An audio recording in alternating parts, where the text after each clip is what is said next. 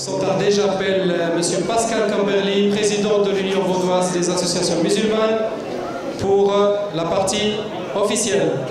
Merci Pascal. Alors, tout le monde fête ses 10 ans aujourd'hui, comme il semble, en fête avec les sonneurs de cloche. Ils existent depuis 10 ans, ça fait plaisir, on fête aussi pour eux. Monsieur le conseiller national, monsieur le conseiller aux États qui est en train d'arriver, s'il n'est pas déjà là, monsieur le député du Grand Conseil vaudois et syndic d'Avanche, mesdames et messieurs les députés du Grand Conseil vaudois, madame la déléguée cantonale à l'intégration, monsieur le conseiller municipal de Lausanne, madame et messieurs les membres du bureau du conseil communal de la commune de Lausanne, messieurs les conseillers communaux de la commune de Lausanne, madame la conseillère synodale, monsieur le délégué du vicaire épiscopal, monsieur le secrétaire général de la communauté israélite de Lausanne et du canton de Vaud, monsieur le pasteur, monsieur le représentant et membre du comité de l'Arzilier, mesdames et messieurs, chers frères et sœurs, chers invités, chers amis. Assalamu alaikum. Que la paix soit avec vous, chers frères et sœurs, chers invités, chers amis. Avant de vous parler un peu plus sur l'UVAM plus tard, pour célébrer nos 10 ans, j'aimerais profiter de cette occasion pour remercier toutes les personnes qui, dans le passé, le présent et le futur, ont soutenu, soutiennent et soutiendront l'UVAM. Des musulmanes et musulmans qui s'engagent au quotidien, les comités et présidents de l'UVAM et des centres, nos partenaires politiques, religieux, académiques et médiatiques. La liste est bien trop longue pour vous la compléter ici, mais soyez assurés, l'UVAM est très reconnaissante et elle aura aussi besoin de vous dans le futur. Aujourd'hui, la fête des 10 ans de l'UVAM, chers amis, c'est votre fête. L'UVAM est en marche, elle avance, que ce soit au niveau de la consolidation interne, du développement de relations extérieures ou encore par rapport à nos projets concrets. Parfois, elle avance à la vitesse de croisière, parfois à la vaudoise. Nous sommes confiants, le chemin est long, mais n'est-ce pas ainsi la vie? Un jour le soleil, un jour la pluie, un jour gris, un jour étincelant. La patience et la persévérance sont deux bonnes vertus islamiques. Leur combinaison sera la clé de notre succès. Soyons patients, chers frères et sœurs. Patients avec nous-mêmes et patients avec notre entourage. Et mettons-nous des objectifs réalistes, concrets, et prenons en compte notre contexte pour ensuite les poursuivre avec persévérance. 10 ans de l'UVAM, chers frères et sœurs, chers amis, un immense travail a été accompli.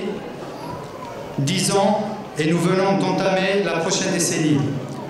Sachant bien que la couleur symbolisant l'islam est le vert, mais l'avenir de l'UVAM est aussi rose. C'est pour ça la couleur de la chemise. Merci à toutes et tous et surtout, bonne fête.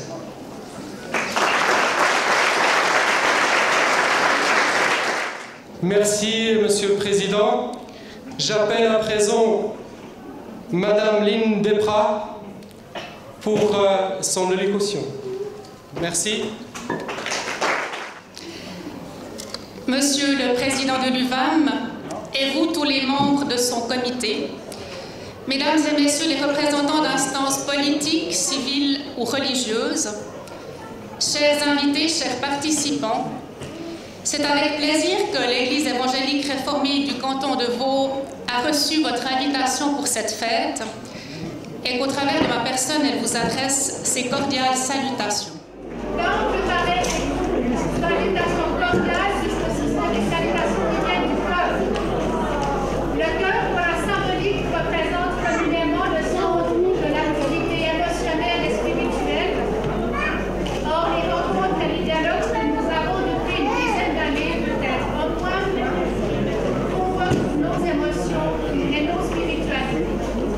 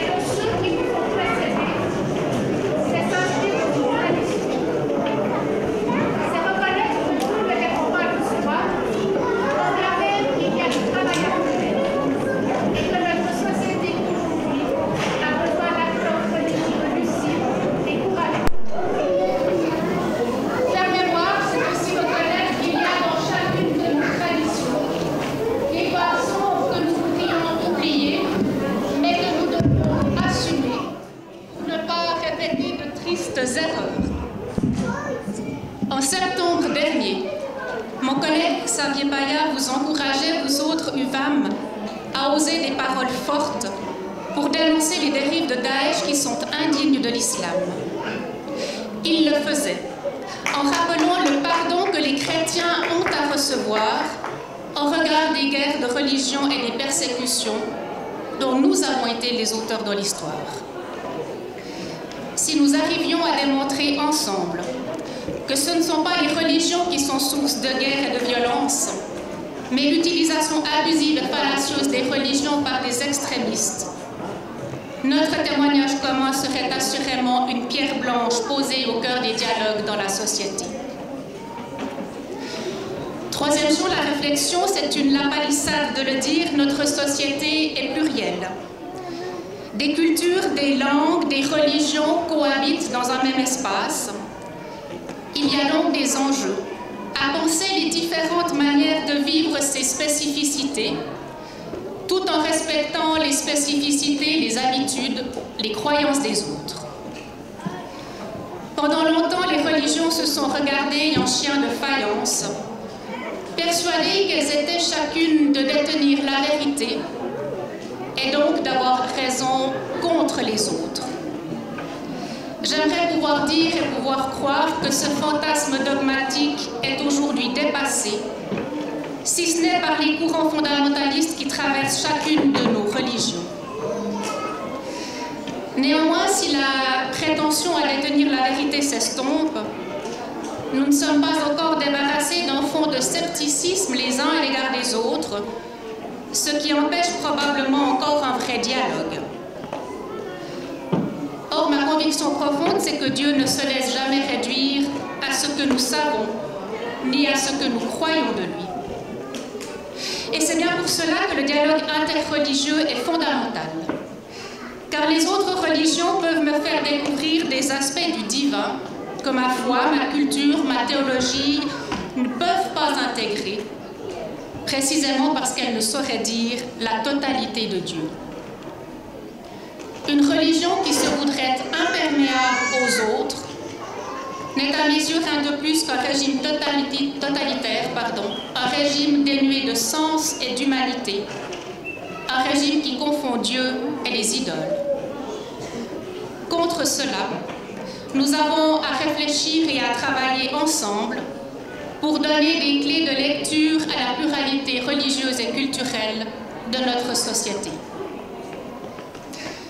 Volonté, enfin, volonté claire de nous engager dans des dialogues ouverts, contraignants, respectueux, qui ne visent pas la confusion car il ne s'agit pas pour nous de nous mettre d'accord autour de notre plus petit dénominateur commun, mais des dialogues qui visent une saine confrontation, permettant à chacun d'enrichir la compréhension qu'il a de soi en découvrant l'autre.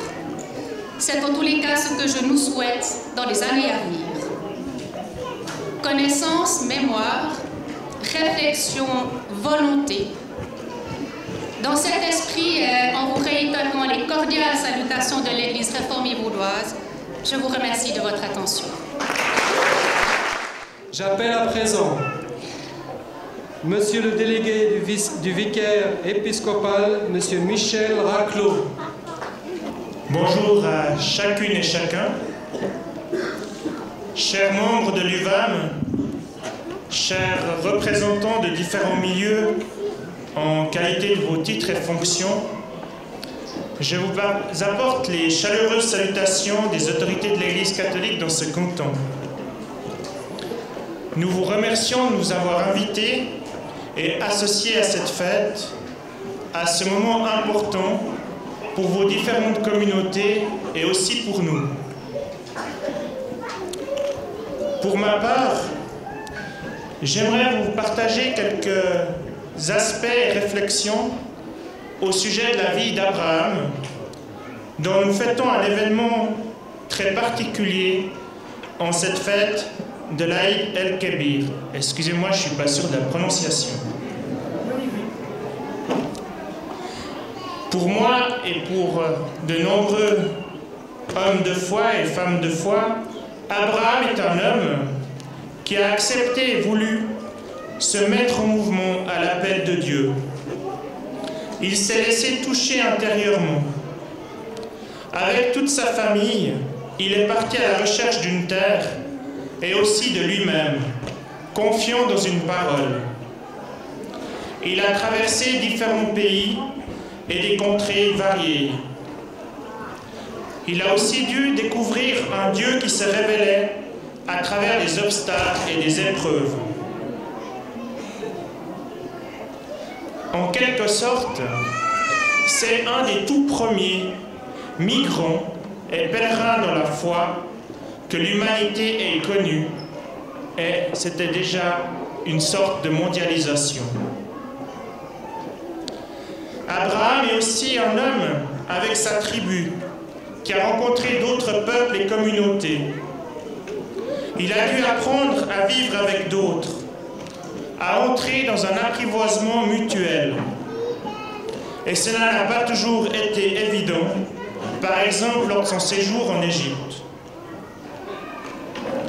Ainsi, ce qui me semble essentiel, c'est qu'Abraham a cherché à entrer dans une démarche d'alliance, tant dans sa relation avec Dieu qu'avec les hommes et les femmes de son temps. Une alliance qui donne une vraie place à chacun et chacune, tant à Dieu qu'aux hommes et aux femmes, qui demande et qui crée de la confiance mutuelle, qui constitue des relations pacifiques et un vivre ensemble harmonieux. Ainsi, Abraham, devenu Abraham, peut nous parler à chacune et chacun d'entre nous, quelle que soit notre religion ou nos convictions philosophiques. Ainsi, je souhaite que dans notre dialogue interreligieux, nous puissions approfondir ensemble ce que nous offre la figure d'Abraham en nous donnant nos richesses mutuelles. Nous serons ainsi quelque peu mieux équipés pour affronter les défis actuels et futurs dans ce canton, sans oublier une ouverture sur ce qui se passe dans le monde. Je vous remercie de votre attention et je vous souhaite une belle fête. Merci, Monsieur Raclot. J'appelle à présent le représentant des autorités, Monsieur Marc Villaumier, municipal de Lausanne. Merci beaucoup. Bonjour à tout le monde. Et au nom de la municipalité, j'aimerais bien sûr aussi vous souhaiter non seulement une belle fête aujourd'hui, mais aussi un bel anniversaire pour vos 10 ans. J'ai appris à mieux connaître vos milieux parce qu'il y a déjà très longtemps, lorsque j'ai pris ma fonction municipale, j'ai trouvé sur mon bureau une lettre vieille de plusieurs années d'une des associations de musulmans qui demandait la création d'un carré confessionnel en ville de Lausanne. Cette lettre avait déjà été au canton, à la ville, retournée au canton, plusieurs services de la ville. Apparemment, personne ne voulait trop se préoccuper de ce problème, de cette question. Nous avons ensuite réuni toute une série de personnes impliquées dans le monde religieux. Et je me rappelle notamment, c'est déjà vieux, les choses vont lentement, M. Guemponi l'a dit, fait une réunion très intéressante à l'Arzilier avec plusieurs religions. Nous avons confronté nos idées, nos options. Ensuite, nous avons précisé les choses, notamment avec les représentants des musulmans et tout spécialement avec l'UVAM. C'est bien sûr un problème particulier, mais je pense que ce problème mérite une solution, car la communauté musulmane, d'une part, est toujours plus nombreuse à Lausanne et qu'elle mérite d'être traitée comme les autres communautés ici à Lausanne.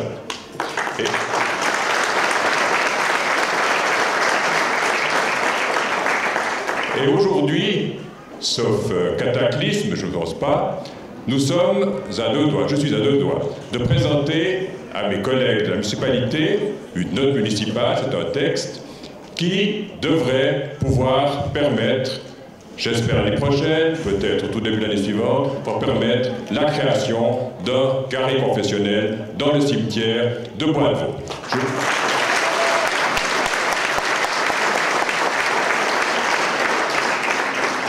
cheminement n'a pas été facile, vous l'imaginez.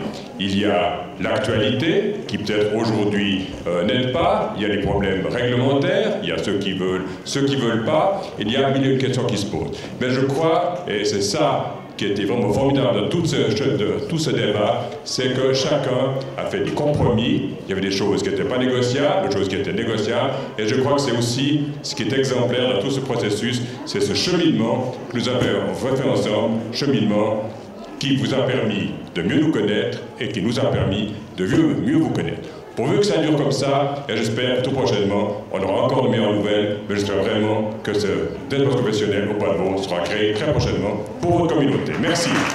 Merci, monsieur le municipal. J'appelle à présent monsieur le conseiller national, monsieur Éric Vauru, s'il vous plaît. Mes chers amis, ce qui a été dit jusqu'à présent est formidable.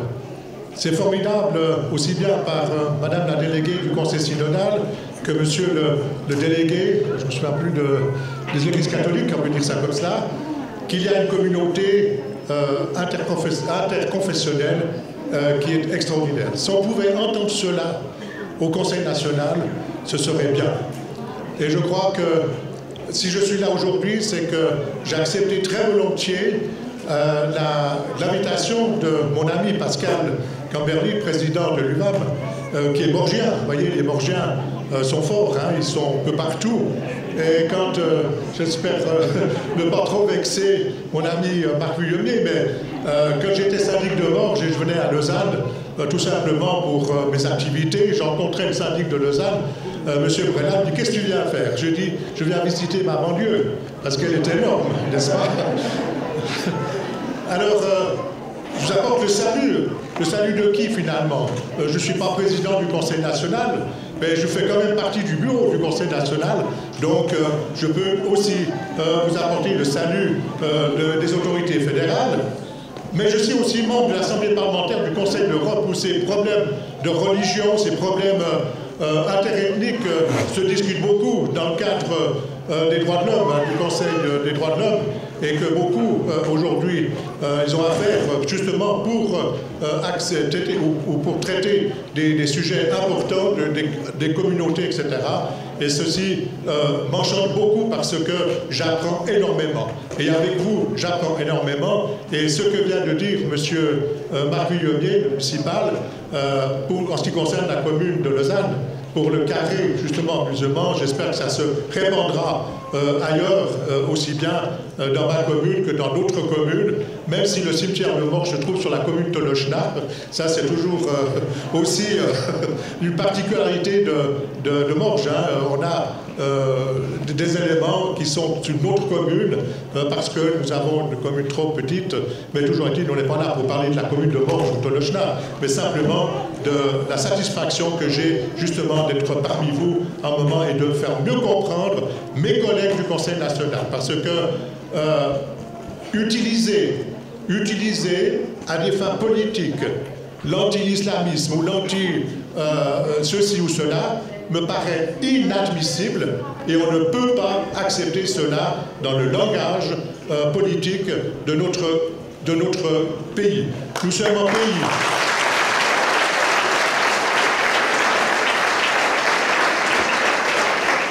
Nous sommes un pays multiculturel, multiethnique.